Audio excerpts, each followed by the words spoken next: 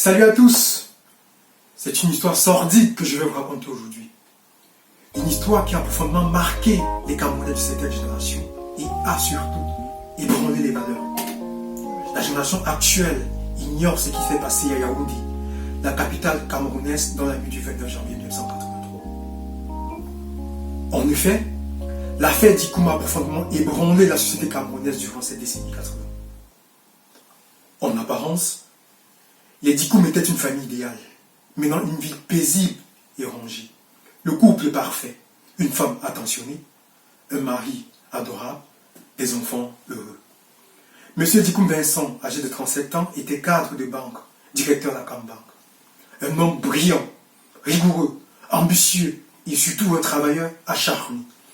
Son épouse, Marinette Dikoum, née d'Omedent, âgée de 31 ans, était une diplômée de sociologie. C'était un professeur de lycée, belle, intelligente. Elle ne laissait aucun homme indifférent. C'est en Europe que le couple se rencontre et décide de cheminer ensemble. Le couple a 3 enfants en bas âge. Ils habitent une somptueuse villa au lieu du carrefour des Carreaux à Yaoundé. Un quartier chic dans les parages de l'ancien aéroport, au sud de Yaoundé. La vie de famille idéale et rêvée. Rien a priori ne laissait présager l'orage dans le ciel de cette famille apparemment heureuse. C'est un calme cache souvent des souffrances enfouies et indicibles. L'horreur va frapper à la porte et ensombrir le ciel de cette petite famille joviale. Ce jour de janvier 83, M. Vincent Dikoum rentre du travail à l'heure habituelle. Il trouve son épouse en train de lire comme à l'accoutumée. Rien de surprenant, Madame Dikoum adore la lecture. Il s'enquiert de l'état de sa petite famille et se laisse aller aux amabilités d'usage avec ses enfants. Les enfants heureux de voir leur papa se jettent sur lui. Papa adorable, il le couvre de câlins. Son épouse l'embrasse et s'empresse de lui servir un bol de lait. Monsieur Dikoum, visiblement épuisé par cette dure journée de travail, s'empresse d'ingurgiter d'un trait tout le contenu. Ce que monsieur ignore à cet instant, c'est qu'une forte dose de somnifère a été introduite dans le lait. Pris de sommeil, Dikoum Yem entre dans sa chambre et s'affale immédiatement sur son lit et entre dans un sommeil profond. Les enfants sont déjà couchés à 7 heures dans leur chambre. Marinette peut désormais lancer l'exécution de son plan macabre. Elle a reçu dans l'après-midi 3 exécuteurs qu'elle a dissimulés soigneusement dans la cuisine. Ces 3 hommes de main, cachés dans la cuisine, peuvent désormais entrer en action. Il s'agit des dénommés Bouli, Ndana et Ombunte. Ceux-ci se sont saoulés au whisky avant de commencer la sale besogne. Les 3 hommes pénètrent dans la chambre du pauvre Dikoum endormi et l'assassinent froidement.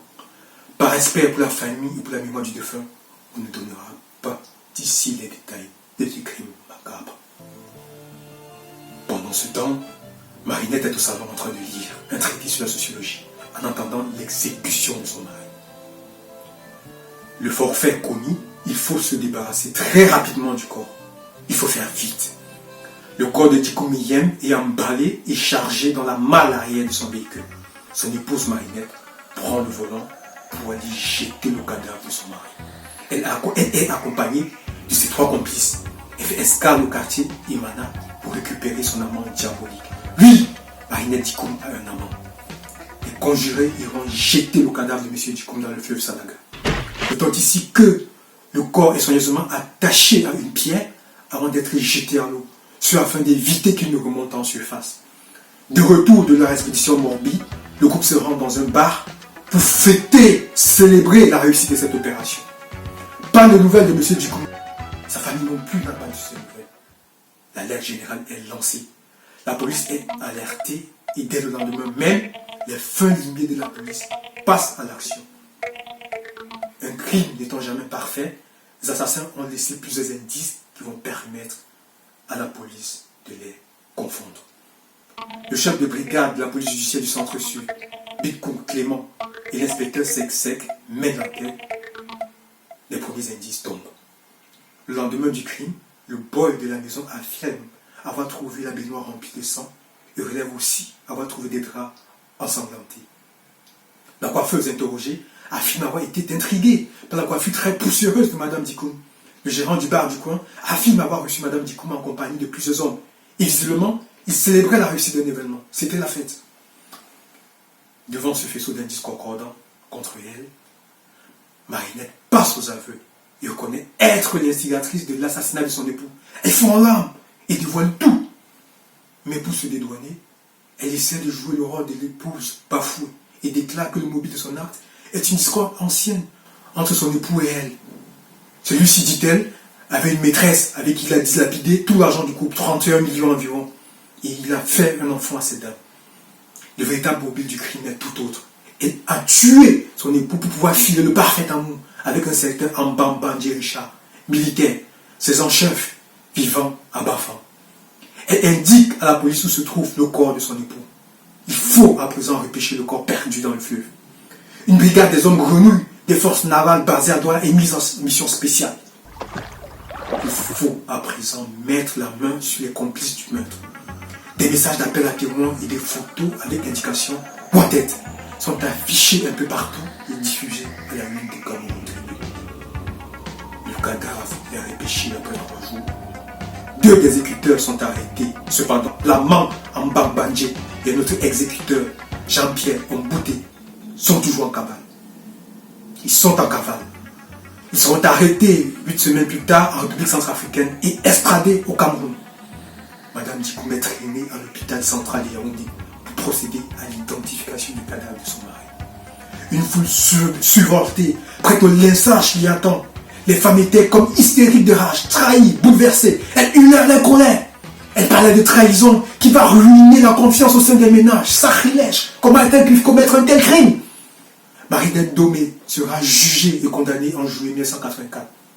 Le tribunal, considérant la responsabilité de mère de Madame Dikoum, va lui éviter la peine capitale. Elle est condamnée à la prison à vie. Cependant, détenue moderne et exemplaire, elle va bénéficier d'une série de remises de peine. Après 25 années de prison, elle sera libérée. Elle a alors 55 ans. En prison, elle a consacré sa vie à Dieu et a demandé pardon au Créateur et s'est mise au service des pauvres. Jésus m'a aimé, m'a pardonné, parce que Dieu est amour, Dieu est amour. J'ai commencé à ne vivre que pour Dieu, disait-elle. Elle sort définitivement de prison fin décembre 2008 et mène alors une vie paisible aux côtés de sa famille.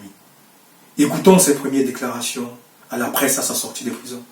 C'est surtout parce que j'ai eu le courage de demander sincèrement pardon à la nation camerounaise, à ma belle famille, à mes enfants. Et même, je suis allé jusqu'à sortir un livre. Pas pour me faire de l'argent, mais pour éduquer la nation camerounaise, les femmes, les hommes, pour prévenir la jeunesse de ce qui peut arriver un jour. Leur dire que si moi je l'ai fait par ignorance, parce que j'étais jeune, alors qu'ils ne le fassent jamais. Et que s'il y a une voie à suivre pendant que nous sommes dans notre voyage terrestre, c'est Jésus. Jésus est amour. Ce que je ressens aujourd'hui, c'est qu'il a été mon ami de tous les temps. C'est lui qui a touché le cœur de ceux qui sont revenus de bons sentiments. Pour qu'enfin je sois enfin libre devant les hommes. Jésus est amour. Et lorsque le journaliste qui l'interviewe face à sortir lui demande, mais du coup, y a-t-il quelqu'un qui vous attend hors d'ici? Elle répond, oui, j'ai quelqu'un qui m'attend d'ailleurs à ma sortie de prison.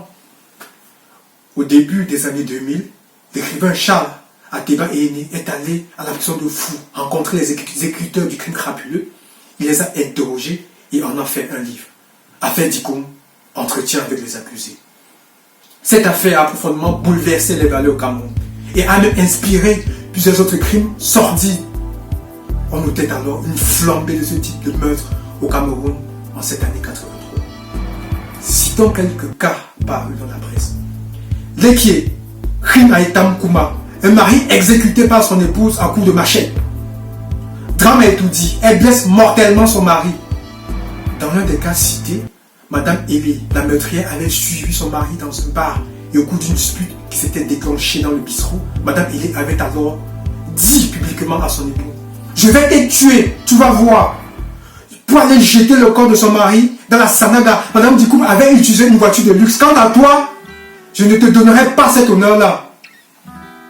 Après t'avoir tué, ton corps sera transporté dans une camionnette au paix, comme un clochard. Tu vas voir, continue.